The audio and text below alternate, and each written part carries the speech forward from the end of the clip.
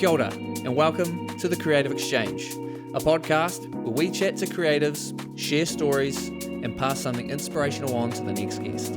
We hear the story of how two music-obsessed teenagers meet in high school drama class. Fast forward a few years, And we get Ovus, an instrumental progressive metal band made here in Aotearoa, New Zealand. on this episode we talk to Joe and Adam on their initial beginnings as a band, their process, and their latest EP, Cascade. We talk Tinder super likes, Pikachu hats, the initial fear of handing your tracks over to a producer for the first time, and how a track that was initially named Complimentary Noodles became one of the most exciting tracks on this latest EP. We caught up with the boys online from Wellington, and due to some unfortunate technical difficulties, this one's going to be audio only. But it's still a goodie. This is Ovus, let's call it. Adam, Joe, welcome to the Creative Exchange. Thank you. Thank you. For people who have never heard of instrumental prog metal, how would you describe it to someone? Oof. Where to begin? Yeah. Yikes. Straight in We're there. going to straight in with a hard question.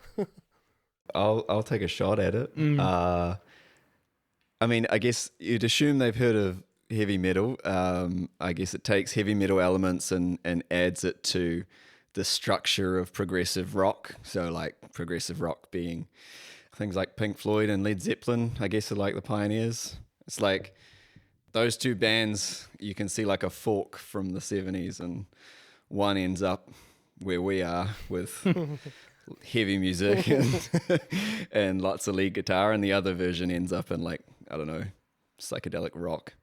For me, it's kind of just an excuse to do whatever the hell we want. Yeah. You know, as well. And how did you guys meet, and what was the moment that made Ovus a thing? Did we meet in drama class? It was drama class. Yeah. Yeah. We were like 14 or 15. Yeah. And we both, I guess, thought we might be aspiring actors one day. So we took drama class. And I think we just realized pretty early on that we had a similar taste in music. I think it was right around the time I was getting into metal at all. You're a big Iron Maiden. Yeah. Yeah, it was all about Iron Maiden. All about Iron Maiden at that point. But I also was a huge Pink Floyd fan at the time. So just, you know, maybe those two came together a bit. And what were you listening to at the time? I was listening to a lot of like nu metal, I suppose. Yeah. Like, I was listening to Linkin Park and Breaking Benjamin, and then it kind of went into, I remember going on this mission of like, what is real metal, especially like in the mid 2000s. It's like there's so many arguments on the internet of like, this is real, that's not a real metal, like what is, especially because like a good friend of ours was just like, no matter what you listen to, he'd be like, well, that's not brutal, like Yeah. Yeah. so I started listening to like Bullet for My Valentine and Atreyu, and I was like, this is metal. And then some people were like, nah, not metal. Like, okay, well, is Opeth metal? Like, kind of. Like, Yeah. So I think we kind of realized our music tastes were compatible. Yeah. And that we both played the guitar, and I guess jamming together just came naturally from that. I remember my earliest memory of you is being in drama class, and then I was like, I think I was like getting a guitar for Christmas, or like Is that your Gibson? it just started. Yeah. It was a chord, like That was the one. Gibson style chord. Yeah. But I was like, I'm getting a guitar, or just started playing, and then you were like, I can play Smoke on the Water. I was like, hell yeah. That's when you know you've made it as a guitarist. Like on the E string, Yeah. like, Yeah. wrong key. Real impressive. That's how I learned it. So along with, having the same musical taste, playing guitar, at what point when you, I guess, had the band together that you were like, this could be a thing, or you really wanted to actively pursue taking Ovus, to great heights? Ovus came around a bit after that. We were in another band before that, which was kind of the precursor to Ovus. Shout out to Anosmia. Anosmia, maybe still present online somewhere if anyone wants to try and find it. I guess it just evolved from that. Anosmia was probably the more high school jamming, smoke-free Rockware shout-out kind of band. Yeah, we were trying to, I don't know what we were trying to play, but it was trying to be brutal. Yeah. we just wanted to be heavy. Probably weren't metal, according to someone. Yeah. And Ovus came about after high school. I think we both just kind of realized this was quite an important thing for us, Well, I remember I started listening to Animals as Leaders. Yeah. And because we were listening to a lot of Protest the Hero, which is like probably our joint favorite band. Like we'll just sing really embarrassingly high and out of tune to it together in the car, like a lot of road trips. But anyway, I remember like listening to Animals as Leaders, and I was like, I didn't know you could do that. And I wrote a couple of things, and then I like sent it to the band when we were still in Osmia, and then our drummer just quit. Oh my God. He was like, nah, I don't think I want to play drums anymore. Yeah, he stopped playing drums altogether. Stop playing drums. Yeah. And then the bassist singer Reese, who's now in Glassblower. He lasted a bit longer, but after a couple of years, he was like, "Nah, I can't do this, boys." And so it was just us two. Yeah. And then it kind of Us like two in a need to play some crazy stuff. yeah. Yeah. I mean, even that, it was like we weren't a band anymore. And then I was busking a lot, and this guy came along while I was busking. Ian Moyer, Dark Divinity. At the time, he was just like an office guy with dreads, and he's like, "Is that Animals as Leaders?" And I was like, "Nah, it's my song." And he's like, "We should jam." That must have felt like a huge compliment for you, someone thinking that was an Animal song. I'm pretty sure I told Adam. I was like, Straight away. I've got it. I'm the best guitarist ever now. yeah, this is the coolest song anyone's written. Kind of evolved from there, jamming with him, and then bringing Adam in, and Being a band with no singer, like where did that come from? Where did that start? Was that like the singer quit? Did that was this because of all these things that no one wanted to sing in your band? Yeah, I mean, yeah, Joe hit the nail on the head. Like objectively, what happened is the singer quit, and we were like, let's carry on. Yeah. I think for me, it was during a time when I was. Maybe a bit too particular about my prog metal tastes. Oh yeah, and I, vocals and prog metal for me at the time was something that would really make or break a band for me. Sometimes I'd listen to a new band and I'd be like, "This is great," and the vocals would come in and I'd be like, And now I look back at that with a bit, more of a nuanced take, but. At the time, for me, it felt like a safer route as well. It's also there were so many bands in the scene, in the prog metal scene, that would have like incredible, like layered guitars and everything, all these harmonies, and then there was just like a guy screaming on top of it, and I was like, "Shut the fuck up! I want to listen to the guitars." Yeah. Would it be forward in saying like that is the reason why? Because you want like the music to be more of the. We also we had some Focal point? discussions. I remember early on about what we wanted out of this band, and one of the things we both wanted was to push ourselves in our technical skill and in what we can play and bring to the band, and a good pressure for that is to be front and center when you're playing, right? So there's not a vocalist there that everyone's looking at, everyone's listening to. It's us people looking at our fingers and listening to the riffs, and so that was definitely part of it too. Would you look at vocals in the future, or even like feature an artist or a vocalist that you kind of like the sound of, to see if there is a potential to chuck some vocals over the top? Yeah, I think definitely. Well, I think so. I don't know. We've had some heated discussions about this. I think we're open to it. You know, it's and I think a feature could be quite interesting. Yeah, I think it could be sick. It's a interesting challenge now because we're so used to filling every single bit of space. I mean, you guys will know we tortured you with how many bloody tracks. Like, do you really think this needs 12 guitars? Like, Yes. yeah, give me more. But yeah, Because I guess like Vulgaris does have some vocals, very short. But you know, It's a key piece of the song, though. Was that your first experimentation? Just chuck a little.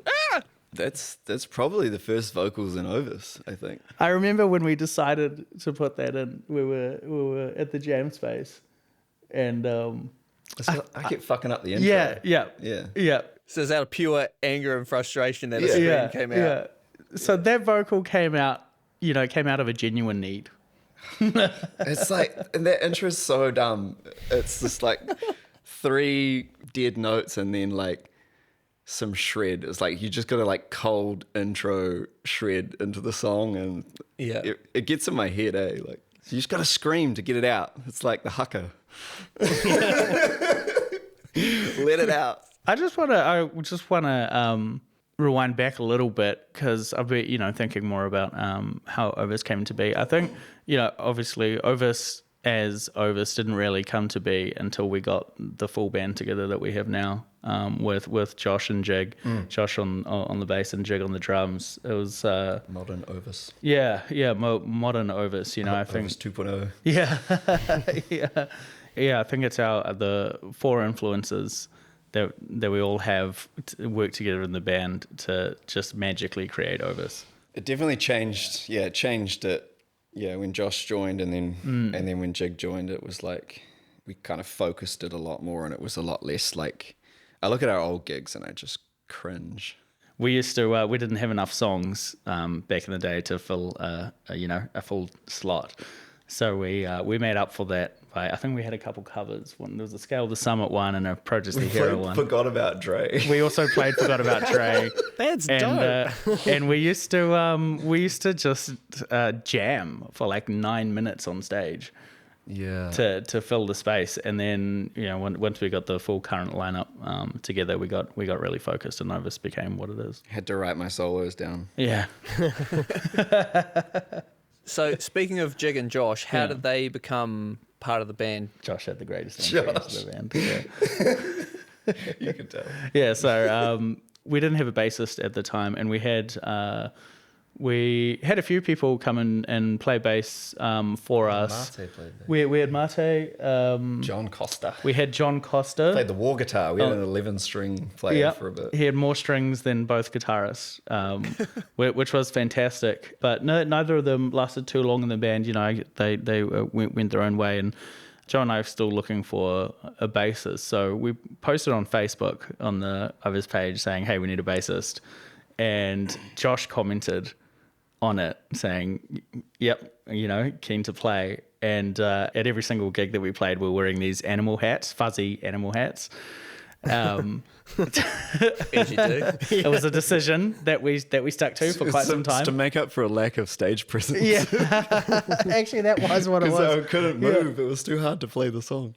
And in Josh's profile photo, so neither of us had ever heard about Josh before, but in his profile photo, he was wearing a fluffy Pikachu hat, and he played the bass, and we decided then, yep, he's a good culture fit.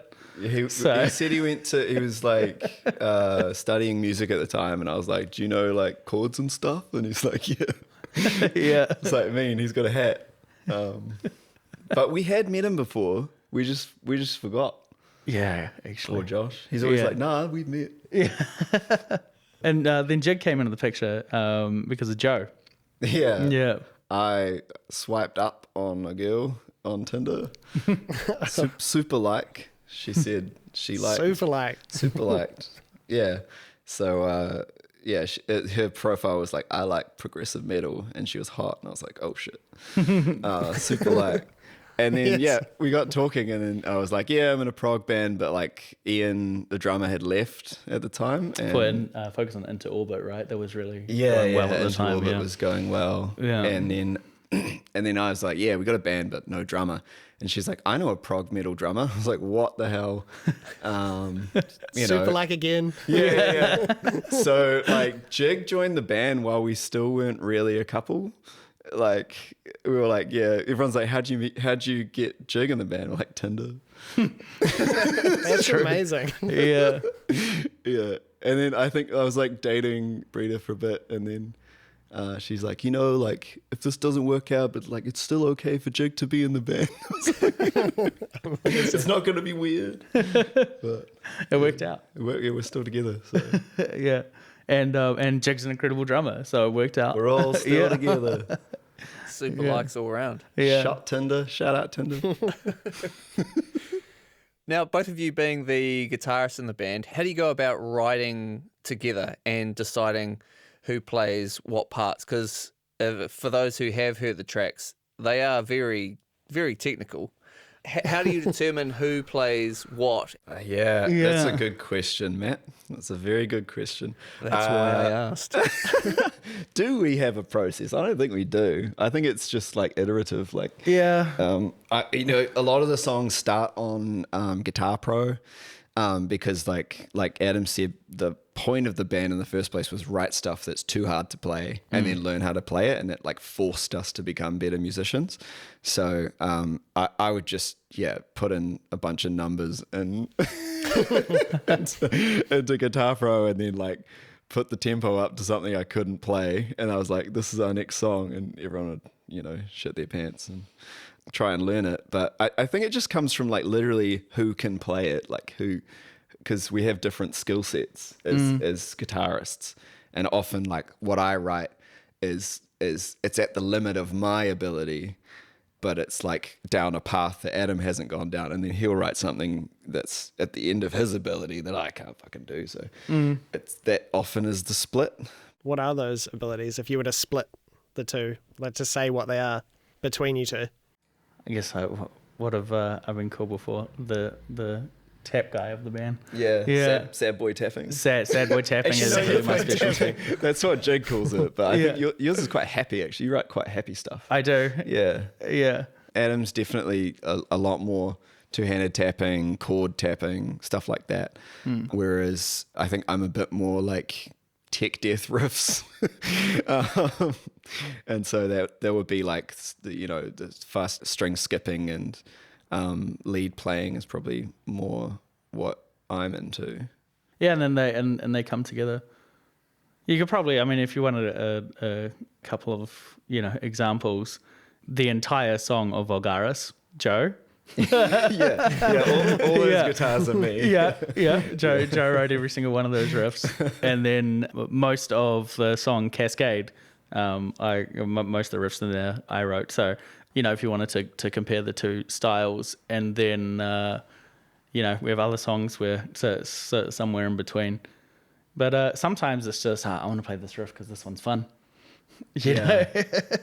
And it's hard actually now, like since we started working with you guys, I think our philosophy changed. We used to be a band where we were like, well, we'll only record something if it can be played live. And now we're cheating. So we're just putting a whole bunch of numbers in and then just it's just the best karaoke.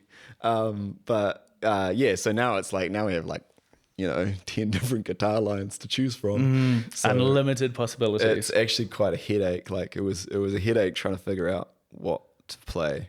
Yeah. For like, especially for Vulgaris, because some of the rhythm parts have like 3-part harmonies just like pop in out of nowhere and then pop out, and then.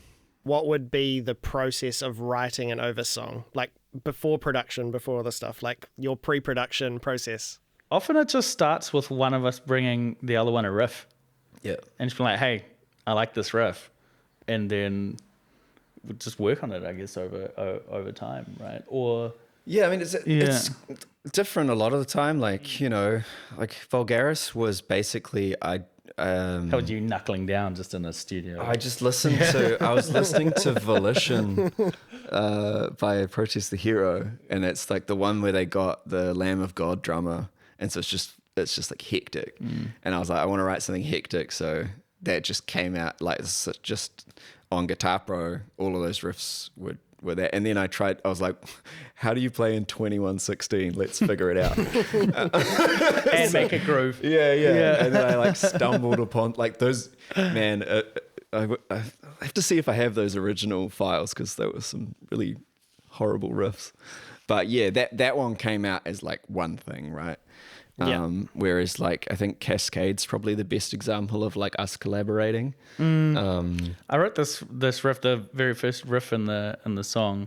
Actually, it goes back before that. There was a kind of what would you call it? The lead harmony. Da, da, da, da, da. I wrote that many years ago, and the 7. yeah, and it's I always thought it was cool, and then just had nowhere to put it for a long time, for years and years, and then years later, just sitting in my room, and that da-da-da-da-da-da came out, and then was like a eureka moment. These could go together. So I wrote like an outline of the song, but it wasn't, I would say, it wasn't an Ovus song. And you definitely sent it through a few times, and I was like, yeah, that's mean. And then we like didn't do anything. Yeah, then we didn't do anything, and then we started jamming it in practices, and actually Joe had that's section in 9. Yeah, that part's not even in there. It didn't end up making the final cut. Joe had a section in 9 that he wrote that worked really well with it, so we put them together. We wrote the same melody. Yeah. By accident. Yeah. We put the same melody in the song, and then we were like, okay, well, that's the theme, I guess. Yeah, and then so the song just evolved, with the four of us jamming in practice over time until it became what it was. And then we brought it to you guys, and Ricky just brutally cut Joe's 9-bit out of the song. And a few other bits, and it became. But that, I would say, that really was a long collaborative process. Yeah, that song. I do like that you smashed it to pieces too, because that's like, it was already the most collaborative song, and then it became even more. It's like a kind of the most. That's what I guess why Cascade is the EP name. Do the other boys bring ideas as well into this process? Like, how you were just talking about Guitar Pro, and you just like throwing a whole string of ideas, or Adam's coming up with something. Does anything ever come from like a bass line or a drum line, or? Not really at the moment. Yeah, not so much in the past. I think because they've joined a bit later and they knew of the band before joining. Jig and Josh were a bit like, well, I don't want to bring any guitar lines to this. Because they don't, I think, Josh doesn't see where it starts, which is like the worst riff you can imagine. Yeah. It's like the best songwriting advice I've ever heard is write a bad song. Like, sit down and just write a bad song, because then you write something, and then whatever you do after that is gonna, your personality will come out of it. But I think those two are a lot more like in the practice room. Then we'll discuss it as we go. Like, what happens next? How should the dynamics go in this? And I think they will in the future, because we're pressuring them to. But Jig's actually a pretty good guitarist. He is as well. Yeah, secret weapon. Yeah, but he hasn't dared. Hey guys, I've written a little something. Actually, there's one riff that Jig wrote that just immediately struck me. It was a sad boy tapping riff, and it was stuck in my head for like 3 days straight. And I thought, I'm going to learn this riff. So I did, and it is so much fun to play. I started writing some other stuff to kind of fill it out, and that became a track we're actually working on now at the moment with Ricky. That became working title, Mooey Gooey. Mooey Gooey. Yeah. So that doesn't have his part in it yet, though, does it? No, I'm not quite sure where to put it. in there. But that's how that riff came around. We just That's got an origin story as well that I didn't know. I didn't realize that it came from. Yeah, it's a very. Jake just wrote this, to me, incredibly catchy riff, and I was like, we have to do something. He's a with very good this. songwriter. Yeah. Like he's Yeah. in my other band, Lazy Susan. Shout out Lazy Susan. He's kind of like the primary songwriter to begin with. Like we were all just kind of had a Discord channel, and then every couple of days it'd be like new song from Jake. I'm like, what the hell? Where are these coming from? Yeah. Holding them for years because he was too afraid to bring them to us. No more. Yeah. Speaking of Cascade, before the latest EP release from you guys, it takes on a certain arc, and it's all sort of based around biology. Can you speak to how that came about and what the stages that each song represent? I'll let you speak to this one, Joe, but I'm How happy long to jump you got? into it. Yeah. So for some context as well, Joe and I are both reasonably fanatical ecology nerds. We studied ecology and biodiversity together, and it's always been something that's quite important for both of us: conservation, ecology, biology, all that sort of stuff. And we wanted, I guess, a theme for this release.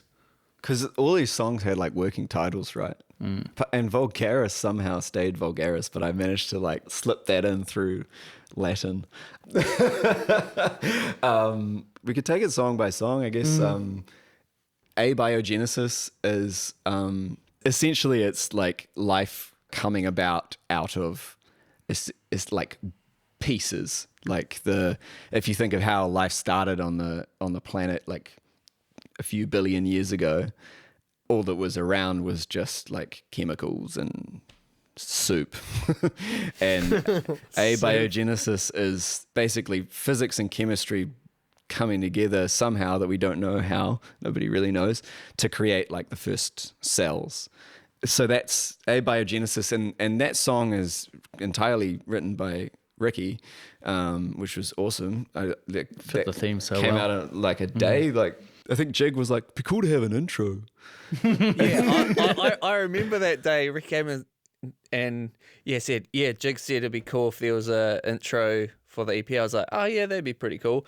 And then like I'm working away on something. Then in the prod room, all these synths are gearing up, and I was like, and then by the end of that, I was like, what do you think of this? I was like, well, that's pretty sick. It was just done, eh? It was like, Yeah, it was done. I don't know, it just came. It's because amazing. the rest of that EP was so inspiring. So I suppose it's like, and how well it flows into your first track. So That's good. also so There's good. no with the notes. synths. We were just like, oh, that's great. Good. 10 out of 10. 0 notes. Done. Got it.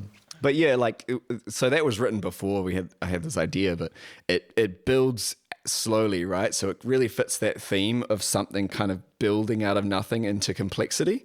I'm kind of obsessed with the idea of evolution and the idea of like our lineage as individuals and as kind of human beings, like thinking that there is an unbroken line from all of us individually all the way back to that cell, right? Like we all come from that in an unbroken like reproductive line, which just blows my mind. And through all of 4.3 the like billion years the of asteroid that hit the Earth and deleted the dinosaurs, but like we made it, we got through, all goods. It's a fragility to that. Yeah, so like abiogenesis kind of builds, and then keystone is kind of talking about the idea of a keystone species, which is a kind of a fundamental idea in ecology that I'm sure ecologists will argue about endlessly, but it's the idea That's a different that, podcast. Yeah. We were just talking about that. Like, what would our podcast be about? Yeah. Probably ecology. Yeah. So keystone, like if you imagine the keystone of a building, it's a foundation of a structure. And if you remove it, then the structure is kind of weakened and can collapse. You go through abiogenesis, there's like, I don't know, a fucking billion years of basically nothing happening. And then the Cambrian explosion happens. And then you have like every phylum of animal just appears out of nowhere. From there, you have all these keystones of like important species. Like we're a keystone species for like sparrows and rats and like all of the common animals that we think of. that song has a real kind of driving like theme through the whole thing, so it can represent a keystone species really well and like establishes the album. So keystone, once you remove a keystone, I just kind of hinted at it, then the structure collapses. So if you imagine tomorrow human beings disappear, there's a whole bunch of species that rely on us. Like they rely on our trash being thrown out, right? Think of all the seagulls that live in our landfills, right? In Wellington, they rely on us, and eventually their population would collapse. And then that kind of has a flow-on effect through the whole ecosystem, through the whole food chain. And then, eventually you kind of have like a reset of, it doesn't destroy all life on Earth, but it kind of fundamentally changes the direction that the phyla are going. Yeah, and then you reach an alternate stable state. So you can always think of there's like an equilibrium that ecosystems can reach. We are probably not in one right now globally because we change stuff too quick. But yeah, so Collapse is like, it's a short song and it just like hits real hard. It kind of creeps in on you, and then it's like that kind of that hit of all the, everyone going distorted. It feels like the end of something. I would always listen to that, and I'd listen to like the chorus of Keystone and think like of the world ending, like of an asteroid hitting the Earth or something. And so then that ends, and then Cascade is talking to or alluding to trophic cascades, which is another thing that ecologists will argue about forever, whether they exist or not. But it's the same idea of if you change one thing in the ecosystem, if you add something to it, there can be a cascade through the whole thing. So the most famous example is the wolves in Yellowstone National Park. It's debated a lot now, but it did change stuff. If you add wolves to an environment, different trophic levels rely on the trophic levels below and above them. And if you start, trophic levels like food chain. Yeah, in the food chain. So like, grass, deer eat grass, lions eat deer. Yeah. And that's its own kind of trophic level. So if you remove one, then it affects all the levels above it, because all of a sudden, their food goes kind of like our Haas eagle in the moor, right? So, but it's like if you remove the predator, that was the real interesting part of Yellowstone, is the predator was removed because people just kill wolves. Like people don't want to live around wolves, so all the wolves got can't farm sheep. Yeah, exactly. They wanted to farm, whatever. Yeah. So all the wolves got deleted, and then there's a whole bunch of deer that have no predator. So the deer population explodes, and then that just slowly kills forests. And that's what's happening in New Zealand in a lot of places, like Aorangi Forest Park is a hunting reserve, and there's lots of deer there. And there's lots of parts of that forest that I've been through for work, and if you don't know anything about ecology, you walk through it and you think, oh, beautiful forest, it's so lovely, but there's no undergrowth. There's like in a healthy forest, there are trees of all different sizes, but there's just no undergrowth because it's being destroyed by pigs and it's silent deer. there too. It's silent, all you hear is like the sound of wasps and stuff. Yeah, not much. Yeah. And you compare that to a place like Otari, down the road here, where there's been significant control for the past.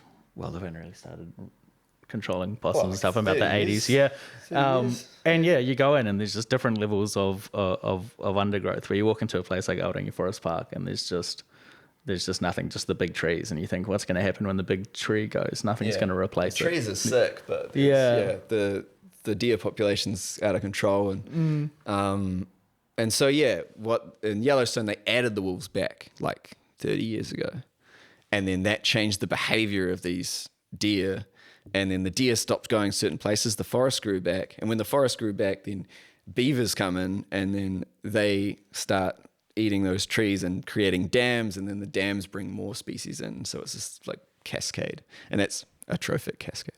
There you go. Ecology lessons.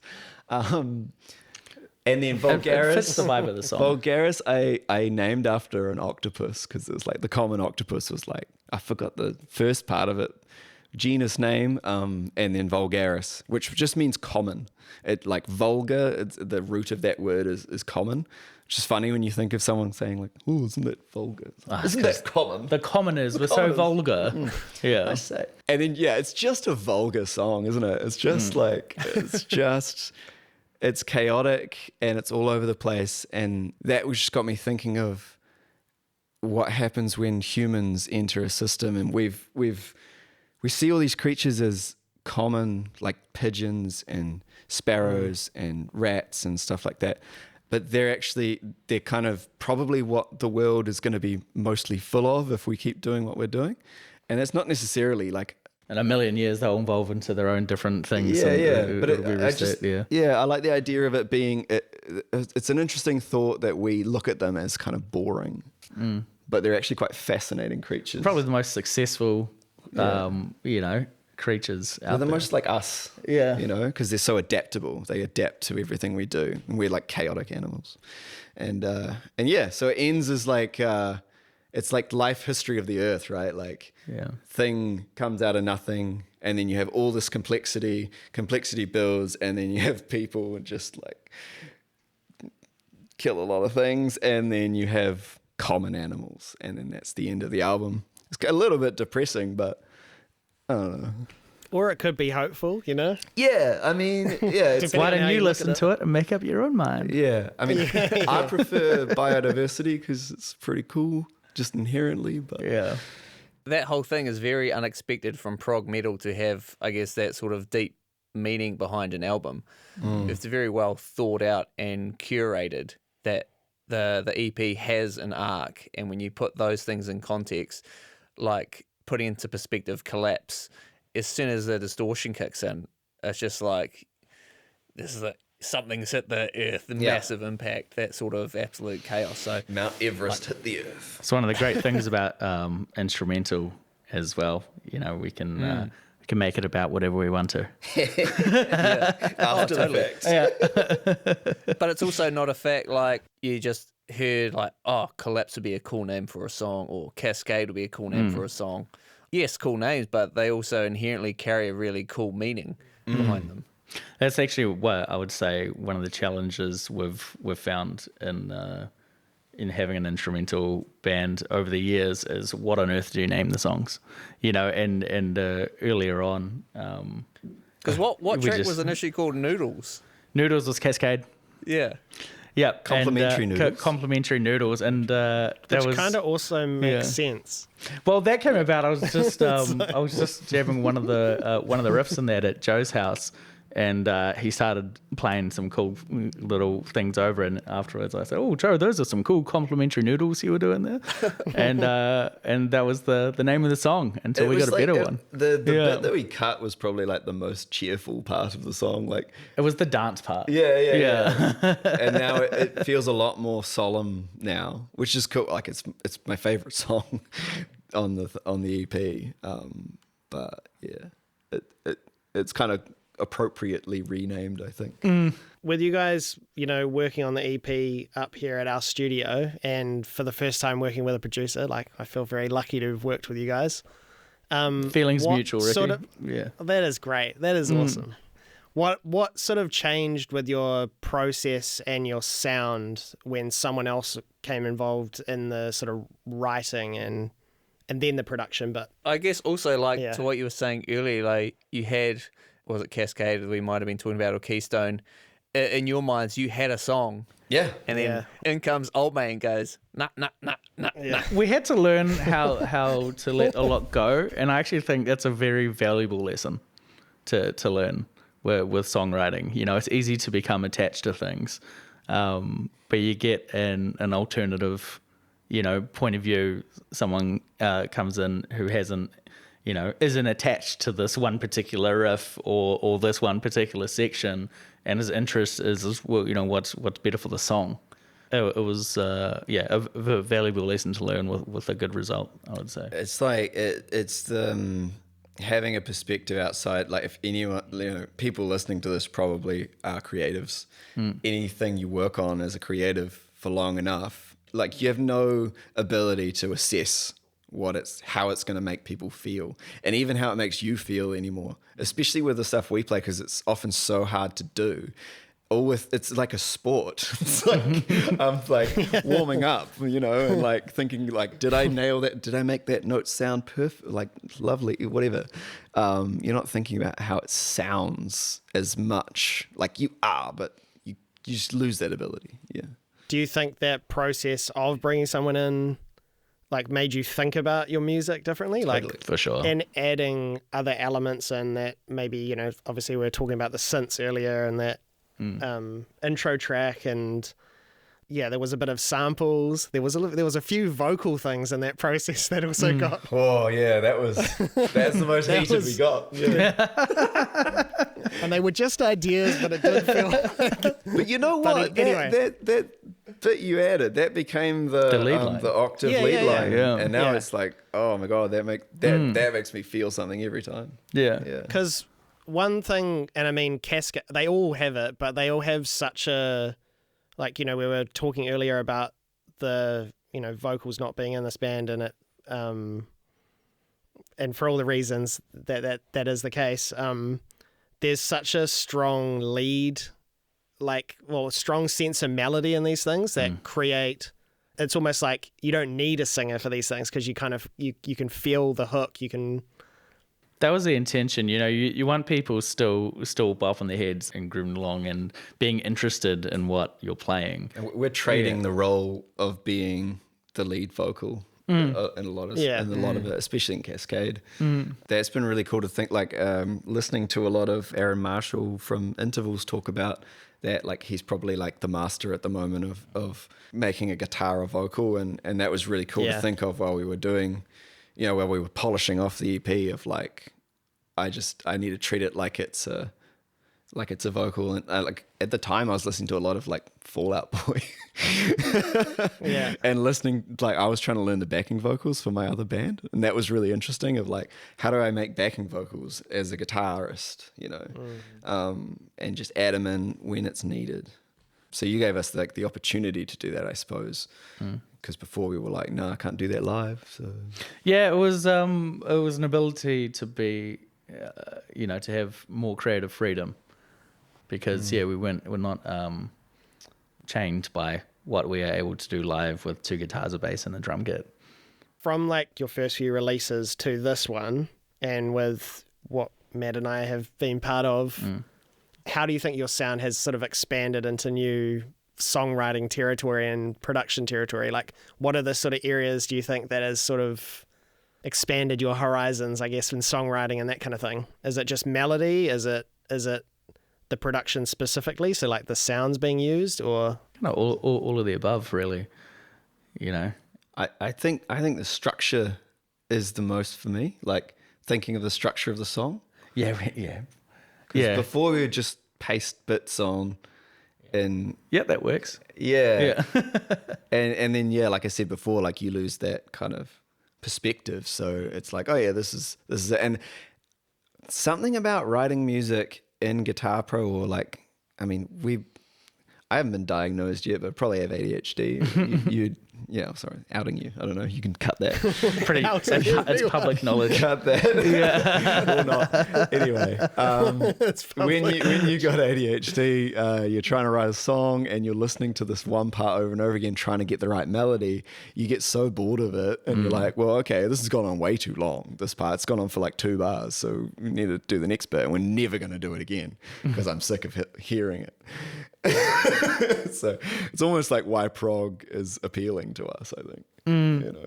It's like, I'm bored of that. Yeah, not a lot of repetition. But you kind of allowed it, I think, changed the way I thought about that stuff of like, okay, well, I hated the idea of a chorus in a verse. Like I just hated the idea of slipping into that because I was afraid that we'd be like a pop band. You gave us a safe space to explore that. Yeah.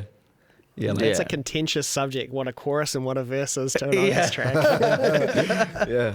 I think there was a point in the production process where we were just saying A and B, and then I was like, no, I'm calling it the chorus. Yeah. I remember you turning to me and going, okay, riff B. Riff B, yeah. Okay, yep. Riff 2? Yeah. Riff 3? What I felt was really funny working with you, like realizing as we were going, was how much your job as a producer is like almost like a therapist. Like Adam was saying before, like when someone takes your song and rips it apart, you were like preparing us from the get-go of like, okay, guys, there's this thing called demoitis, and like you gotta be open and just like, don't hate me, guys, don't hate me. I'm gonna do stuff. Everything is gonna be okay. I know it's like your child, but it's Yeah. just music, you know. We can do something else with this. Yeah. It was mean. I'm taking the piss, but it was like it was great. So when it gets to 11:52 p.m. and you really feel the height of demoitis, it's okay. That's what you learned. Yeah, don't take my baby away from me. Yeah. This is mine. Were there any particular moments while producing, writing Cascade, and I guess this could be for you too, Ricky, were there any moments that surprised you guys when things were coming together, or something that was unexpected during the process of the Cascade EP? You might have some other more specific examples, but for me, what came to the top of the head was the very start of Keystone. Yeah, I felt that because it was just a different vibe than what I had in my head. And it was like, okay, we can do something here, you know? I was very surprised at Cascade as a whole, like the song. That chorus is like a Frankenstein bit of just like, I don't even know what parts you were playing. I was just noodling in the studio. Complimentary noodling. Yeah. And Ricky hit record. yeah, Ricky, like he just kind of like sent us something. He's like, "Oh, I did this thing, and I think it might be a chorus." Like, Yeah. and I listened to it, and like I had to learn about myself listening to everything you send through. When you would add something to it, and this had happened in other collaborations I've had. You've got this idea of exactly what it is, and then you'd send me something, and then I'd be like, "I hate it." Delete it. Like, what have you done? The amount of times I'd listen to it, but like, what have you done, Ricky? What have you done? But then I'd like get over it and listen to it the next day and be like, okay, no, that's actually sick. You know, like, we can do stuff with that, and it's a new part, Joe.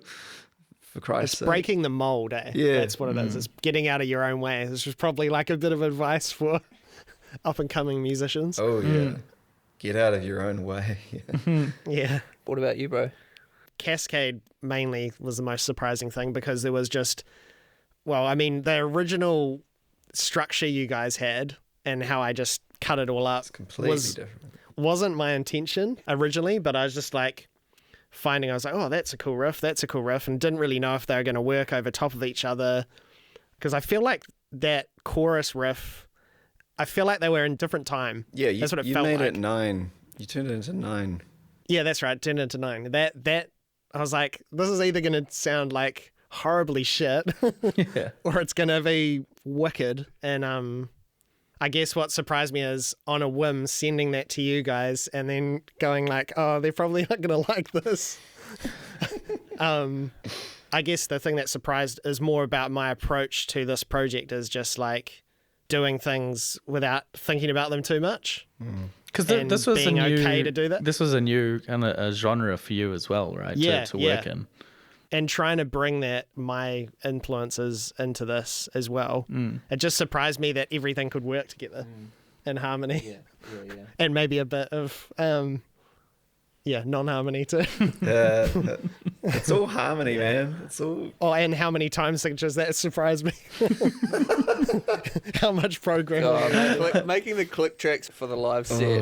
Oh, I think you guys needed therapy, didn't you? Vulgaris Yeah. itself, like Every you bar. zoom out and you just see all these lines of. So You're probably just to like- answer your question, we're all here still, so that's the thing that surprises me. I am surprised you guys put up with that. We love it, and we're looking forward to it. Dude, We're looking at forward the to more. end of that process of making that click, like I spent like a week on that shit, and like time signatures mean nothing to me now. It's just it's like it's all just 1/16. I could have just done this in 4. Yeah, like what? Because I had to choose. Like you'd have a bit, and you're like, well, the guitar's playing this, but the drum's playing this, and the bass is playing this, and which I don't know what time signature 4. it's in. Like just it could have all been 4. Yeah. It could have probably. Speaking of click tracks and live rigs and stuff, now you have this EP. now performing live is a whole different thing, right? And of course, being New Zealand, the prog metal scene isn't exactly a genre you would connect New Zealand with. And so when it comes to performing live, like taking that into account, for you, how important is to just bring that full energy and the performance on stage? I know what it was like because I was there. I was lucky enough to engineer you guys for that EP release at Valhalla. What was it like going, all right, here's the first time we're going to play the EP in front of an audience? That was incredible. Oh man, the build up to that was crazy as well because Jig had just got married. So he was like, I'm out of any organizing, or, you know, he wasn't playing the drums for like months, or wasn't practicing Ovus stuff. And then he had like 2 months or something, or a month to prep, which is like he had to. Not a long time for this. Yeah, I think he had a pretty stressful time. I think he was very stressed going into it. But like, there's a bit of worry about the technical aspect of it. But we've played gigs for so long now that it's like once it starts, there's just a vibe on stage, and we all know each other so well that it was just like we're just gonna have fun, you know. And all the our best worries mates melt were, like, away in the crowd. So Yeah. it's easy to rile them up. I could tell the nerves were like at an all-time high level, like, dude. you know, doing sound check, and then you had a couple of hours in between, and it's like, oh, what should we do? You come back, then setting up the stage. You were two acts beforehand, and then like making sure the live rig's working. It's like, we good, yeah, okay, deep breaths, but then Stressed thinking about it, man. Yeah. and then like because Abiogenesis is almost like the intro track for your live sets as well. You have those 2 minutes or whatever just to sit in the moment, and then once Keystone kicked in, it was like there was a whole shift of gears, and you guys were just locked in, ready to go. And then the audience that night was pretty amazing. Yeah. Yeah. I remember because I think you played Cascade last, eh? Yeah, we finished Yeah. off with Cascade. And because I've heard it a million times, and you know, knew whether that when the outro was coming out and he's sort of just winding up, I just remember opening the talkback mic, just being like, "Fuck yeah, boy!" Dude, that is burned into my memory. It was so good. Because it's like such a cathartic moment of the song. You know, it's like, we're here, we made It's it. like everyone's like focusing on the thing, and then you just see this big smile from you guys that you've heard me in your ears. It's so funny. It was great. There was a feeling, I think, at the end, and it's at the end of every gig, but this one in particular, where it's playing that lead line at the end, that da da da da da da da da da, everything's fading, just of utter elation, you know.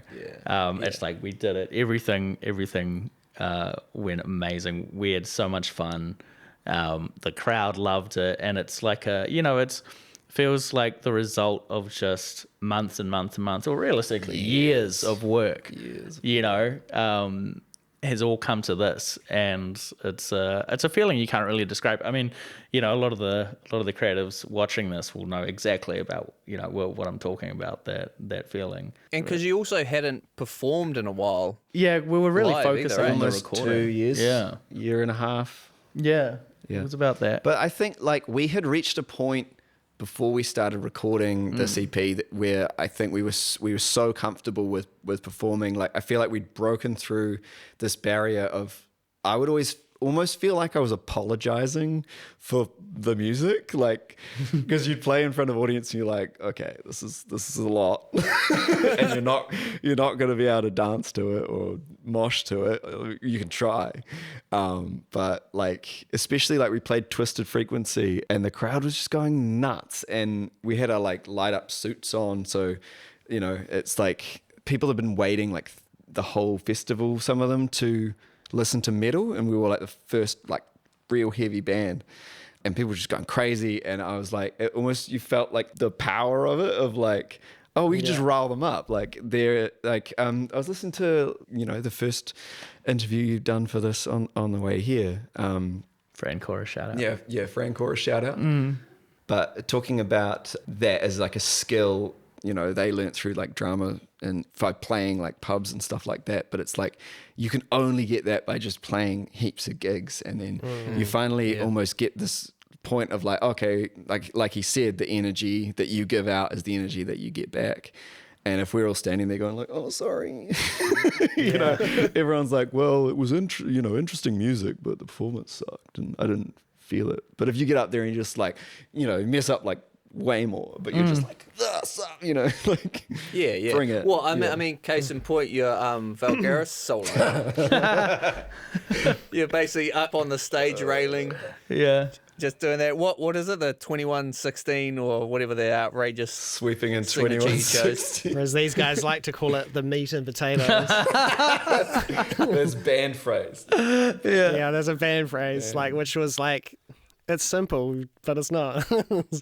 It's been a funny thing about this band in general. There was just a time where I just stopped counting, you know, many years ago. And you're like, okay, this feels good. This is how it feels, rather than What's this part in? Oh, it's in bum ba da ba da dum. Sweet. Just feeling the energy you guys are just talking about just then about this gig is, do you guys want to present your work, you know, like another Valhalla show, more than just sort of like random outings? Do you sort of want to sort of focus in a little bit more on like the production live? Yeah, we were working on some more of the, you know, live aspects. It's something we've discussed a fair bit, you know, maybe having a more visual show.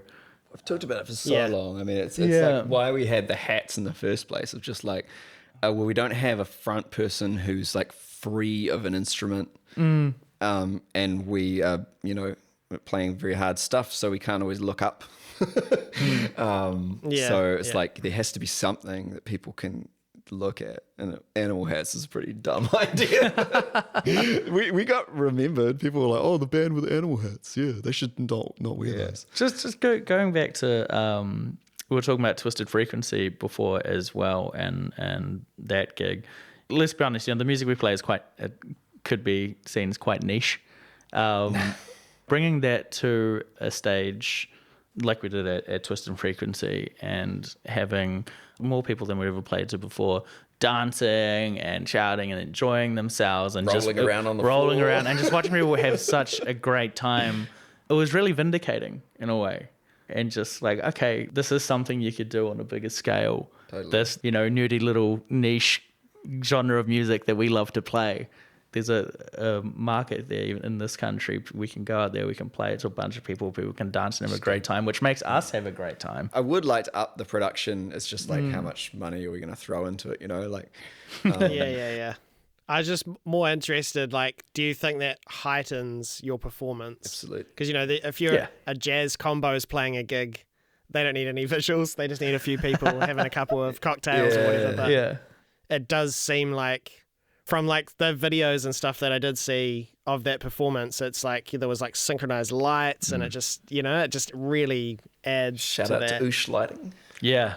Did an incredible job. It looked fully sick. But it goes like, do you want your audience to experience you in that light, or do you sort of, you don't care if it's like a daytime gig, and, you know, because some people can, you know, be versatile in that, but because it's such a technically focused music and there's so much buzzy stuff going on, I just wondered if that's something that you would like the band to sort of focus in on. I think we've kind of struggled with what gigs to pursue because of that. It's like I have this idea of like, okay, dark room or playing late, I want lasers, man. Like I want it to be like how big EDM shows happen, you know, like always have, because it's just a DJ, they can't do a lot other than like, yo, so they put incredible lights around, and I'd love it, like sky's the limit as far as what I want to do. But if there are any VJs out there that would like to collab, would be keen. Can we afford to deny playing in the daytime? Because you know, we can't really demand a late slot in a festival or anything like that. But even those local gigs, you know, the smaller venues, that's kind of what I was sort of posing that question as, like focusing your production on these small, intimate gigs, like just seeing how electric your conversation was and how Matt perceived it. And in fact, he went on the talk back and yelled down, you know, it's obviously electric, that kind of experience of your music. Yeah. It's where it shines. This stage where we're playing small rooms because we want it to be full, whatever room you're in. If it's a kind of empty room, even if you got like 1,000 people there, but it's a 10,000 people venue, it's like You don't get that same crowd dumb feedback. vibes. Yeah. Yeah. Now, you mentioned Frank Quarter before, and we were lucky enough to have him as our first guest on the pod. So you are following in his footsteps for episode 2. Big shoes. And so for the Creative Exchange, and we'll post this down to you guys, it's called The Lost Book of Enki. So a bit of a read for you. So- We've had a chat offline about what you're going to pass on, and we've decided we'll hold that a surprise until episode 3. Without giving it away, what about this album means something to you guys and Ovus? Was that a real, I would say, important time for the formation of the band? You know, when it's when it came out, when we're listening to it, and what became Ovus. Very influential. Yeah. And I think the album itself, it is a landmark in the genre as far as like what is possible sonically, but also what's possible physically as a guitarist. There were so many parts in that where I thought there were 3 guitars playing, but it was just one guy. 3 hands somehow. 3 hands, yeah. But I think that album specifically, it's really cool that we're working with you now, Ricky, because of your EDM background, electronic background, not EDM. Sorry, I don't know the words. That album brought electronica and like Meshuggah together, and it blended them in a new way. That's now you're still feeling the effects of that, probably for the rest of the genre, I'd say. Yeah. We were lucky enough to have you guys in last year to do The live sessions. Being yeah. open and transparent, you guys were our guinea pigs for the live sessions. We were very happy to be. Those were recorded well ahead of us launching the podcast and everything. So those tracks have been sitting in the bank for a while. So it was great to finally be able to put them out. So it was Cascade and Keystone, and those are up on the YouTube channel. So you guys can watch those videos after this interview. And they were huge. They were awesome. We had a great time as well, recording those up there with you guys. It was the first opportunity and challenge to play these songs live. Yeah, I was so scared. Yeah, which was But you nailed it. Great to You nailed it. Yeah, it was great to actually accomplish that, and I think we all had a lot of fun in the process. And It was good fun. Ended up with I think a pretty cool product. So. Where can people like stream, follow, I guess stay up to date when you guys have another show, that kind of thing? You can listen to us wherever you stream music, but also you shouldn't do that, and you should listen to us on Bandcamp. Because especially on the odd Friday where they give 100% of the money to the musician, because we make like 0.00001 cents off Spotify. So listen to us on Bandcamp. You can download the whole album. I think, is it free or is it like $10? But you can listen to all of our tracks, including Lucid EP and Archaic. Oh, and if you want to stay in touch, we have a website. Ovustheband.com. And you can sign up to our mailing list, and we might send you an email. We're Ovus the Band on all the socials as well, so pretty easy to find. And we'll put all this information in the description as well, so easily follow along and click all the things that you need to click. Give these guys some listens. And Adam, Joe, thank you very much for being part of the Creative Exchange. Thank you. Cheers, boys. Thanks for having us.